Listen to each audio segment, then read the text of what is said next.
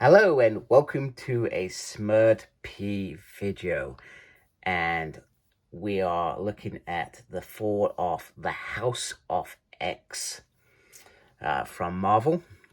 The Krakoa era is gonna start coming to an end. So our story begins with Cyclops sort of having a daydream, and this daydream is he's being dragged across town in an old western,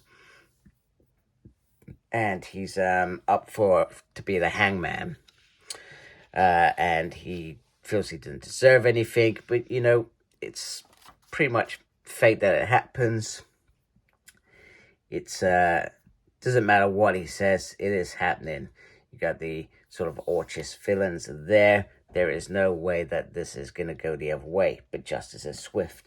Now in this dream, even though he's an innocent man, he's not scared. He should be, and the world drops beneath his feet. But he doesn't fall. He doesn't fall, and he awakes just like that, literally being dragged to court in his classic X-Men costume, which is probably a play by Orchis, I suspect.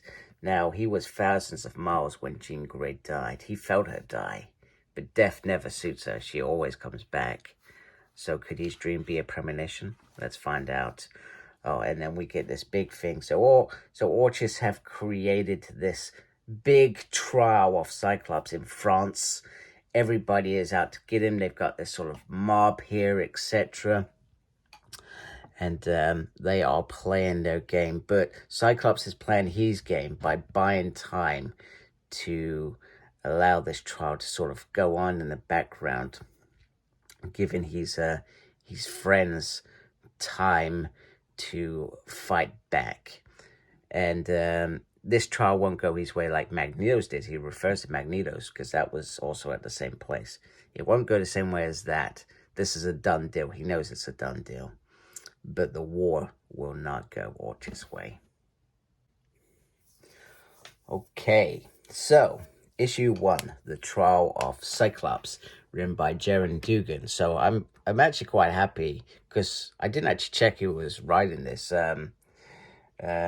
Hickman may have even jumped on it, considering it's the great end, but he's clearly still trusting Gerry Duggan to lead his X line, so to speak, to the finale, etc. Lucas Werneck is on the art. Brian Valenza is on the colors. VC's Travis Lanham is on the letters. Tom Miller and Jay Bowen is on design. And I apologize if I have said anything incorrectly. It's a great big spill there. Some legal stuff there, I'm sure. And then issue 1. X-Men created by Stan Lee and Jack Kirby. That's very, very nice. And I'm sorry, I've just knocked my stand. And all the people involved in this issue. So, the Krakoa era was remarkable, right? And one of those things was the fastball special, and how Colossus could pitch off Wolverine with such accuracy to achieve his thing. However, underneath the courtroom, Wolverine and Colossus are making a play to save Cyclops. However, this one's a little bit darker because they decide what to call this new fastball special, where actually it's not about throwing Wolverine to success. It's about throwing a soldier to, well, their death. So he's called it, what, the Pinata Special? Awful. Absolutely awful, according to Wolverine. That's a terrible name. And Russians are meant to be poets, which is kind of ironic considering up until recently, and that must be resolved in one of the recent X-Force issues that I still haven't read, Colossus has been controlled by a writer for a period of time. So Wolverine says the Screwball Special. Who doesn't like a screwball? He says, why? Because they were screwed. So somebody has come to see Cyclops, etc. So we've got Dr. Alla Gregor and Karima Sapanda. So she's come to see Scott Summers to talk, but I mean, I'm not really sure whether it's her coming to Glota. I mean, she says maybe it's about repaying a widow over and over again, and Cyclops says, I don't recall that. After I wake up, I'm not there. Do you know what I mean? It's about war and who is paying the higher price.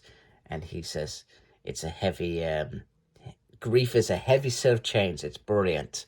So he starts to get under her skin. Starts to get under there, and she starts reacting. And he says, sorry, I thought I'd cut a whiff of bourbon on your morning coffee. He is really going for it. So tell me, let's discuss it. Why have you actually come here? And why have you brought the Omega Sentinel with you? And he was actually wondering the same thing. She wanted to tell him that she lost the battle. That original battle back in House of X, Powers of X. I can't remember which one it was. They lost that battle. But they won the war. So she is coming in there. But he has got under her skin very, very quickly, very, very easily, etc. And they're both sort of suffering the same thing. At the moment, he's lost his wife, and well, she's lost her husband in this this war, etc. So that's pretty much it. He asks her, what do you think happens when this is all done and mutants surrender your thing? He says, well, I think humans live happily ever after. Is that a funny idea to you? Human happiness? And it wasn't a question for Gregor. It was a question for Omega Sentinel. So maybe he's trying to reach out to Sarpeda to because she was once on the side of X-Men once upon a time. She did break free of that control. So no more, no more, no more. Xavier is finally saying no more deaths. It's time. And he reached out to Rasputin 4, who has secretly been working with X. However, she is part of this plan to save Cyclops at the court. And Xavier says, no, I've got a plan. We can fix it. We can fix everything, but I need you to come to me. So she leaves, etc. And Wolverine and Cyclops are left under the thing, saying, we're ready. Here, beam Cyclops down to us and we'll go. But no, something's wrong. She's not there. And I don't think they realize that she's gone off to help X, and nor did she reach out to say, I'm going off. This isn't going to work, so that they could escape as well. She's literally just left her comrades. It's brilliant. And so they are attacked by some soldiers with electric magnets and fire, and, they're really pinning Colossus and burning Wolverine. However, Nightcrawler comes flying, and it does really feel a bit classic X-Men with Nightcrawler, Wolverine, Colossus together. You just need Storm in here somewhere. I'm hoping she rocks up as well. And this is almost that classic team that Cyclops is wearing that uniform now. So Nightcrawler suggests that they fall back. Cyclops has another thing, and Wolverine is saying we shouldn't fear. This isn't for us to fear now. They should be fearing us. So they go into war, etc. So we then get this little spill about Krakoa, the rulers, Quiet Council, stealing Mars, turning their home into Mutantkind for the Araku. Cyclops admits he's the leader of the X-Men, and all these crimes must stem from him and not this council, etc. So they've sort of laid everything. Cyclops is the controller of Krakoa, which we certainly know that he has not been. Don't get me wrong, he's a big part of it, etc. So the defense may begin. However, Cyclops isn't gonna dignify this nonsense with a response. He believes humanity can be good, and he's not being prosecuted by good humanity. So he offers no defense, and the judge said, I warned you, if you go down this route, you're you're going to be found guilty.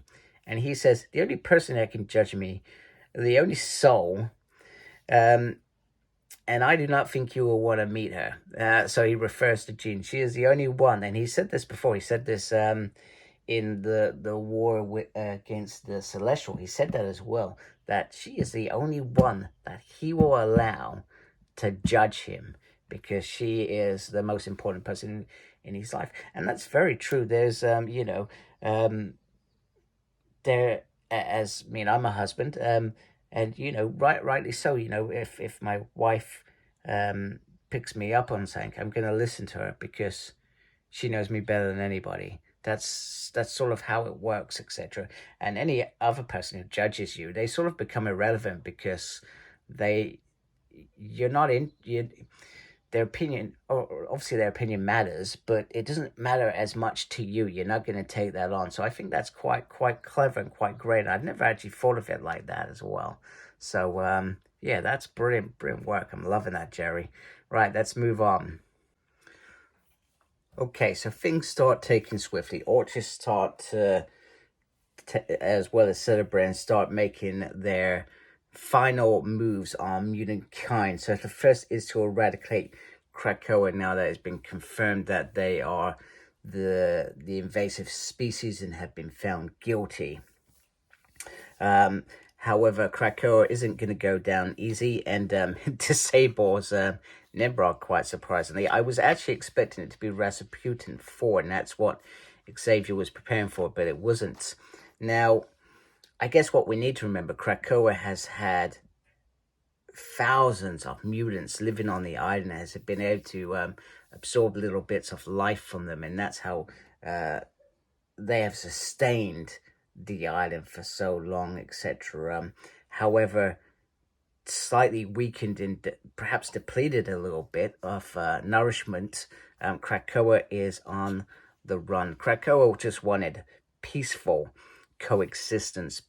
It's not going to happen. Then we get this beautiful letter released by Jennifer Waters from Cyclops of the X-Men, talking about what happened, about breathing life into Mars, the mutant massacre, Eric exposing Orchis and their evilness, etc. And how he won't be held accountable by Orchis, because it is a fascist regime, etc., to kill mutants, etc., and I reject their jurisdiction over me. I resist. And he wishes them peace, etc. It's never too late to turn from hate. And then he says, you might wonder why I participated in Orchis' sham trial at all. If I had no intention of defending myself, I was buying time for my teammates and friends to gather their forces. Now I will defend myself, because that's what he's been doing. He's just been there as being the pawn and master strategist he is. Now, Gregor comes out with the Sentinels reaching out, saying that a new dawn is happening. The world has changed. We will start ripping out Mutantkind, starting with their tree, etc., in New York, etc. The few hours are going to be uncomfortable. There will be vengeance. There will be war. But Krakoa will be eradicated in peace, and you can live peacefully. And this is sort of their final warning to mutants, etc. So they're wondering, obviously didn't go planned. They didn't get Cyclops. They're not sure what's happened to Rasputin 4, and what's happening with Iron Man's plan. Bear in mind, I haven't been reading Iron Man, but that's obviously been going in the background as well. Invincible, Iron Man 14 and 15 are issues to probably read, which I will read on Marvel Unlimited when I catch up. I'm starting to catch up on the Sins of Sinister, so I'm about a year behind still, but I'm slowly getting there.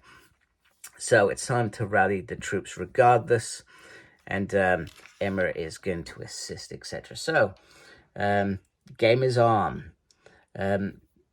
Juggernaut's ready with a great big gun, and she says, go be unstoppable, big guy. And I do love that as well. You've also got the alliance with the Avengers, as well as some of the other X-Men. You got Miss Marvel there as well. So Emma reaches out saying, welcome to the Resistance. And she's reached out to both mutants and humankind.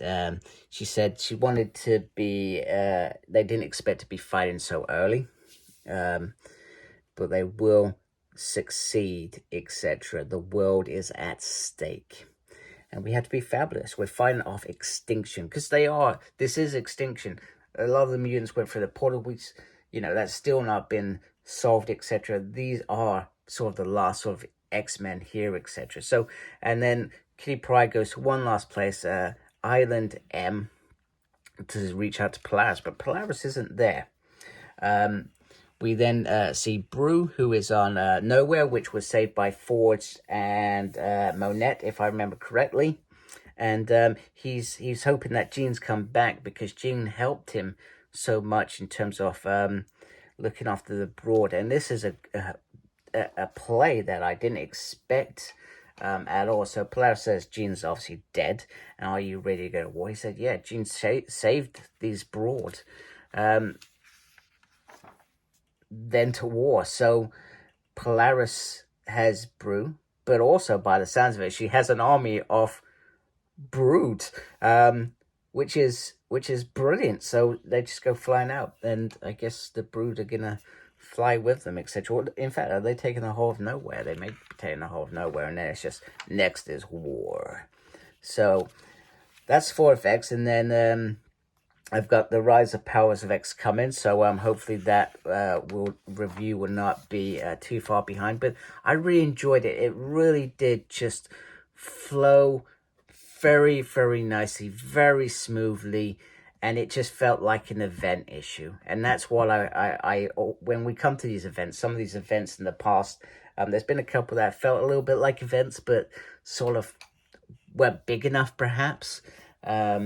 And then we've had, for example, like the X of Swords, which, don't get me wrong, it's great. I do enjoy reading that, but it was massive. So it was too long, too dragged out, whereas this is going to be, what, 12 issues, I think, between this and The Rise. It's going to be about 12 issues. So I'm expecting this big finale. It started off friggin' fantastic. I love it. And I'm looking forward to the next issue. So anyway, if you like my channel, please support me by subscribing. Thank you for watching. Thank you to those already subscribed to my channel. Appreciate you folks a great deal for making my channel what it is. Make sure you look after yourself. Very important these days. And as always, embrace the geekiness. Take care. Goodbye.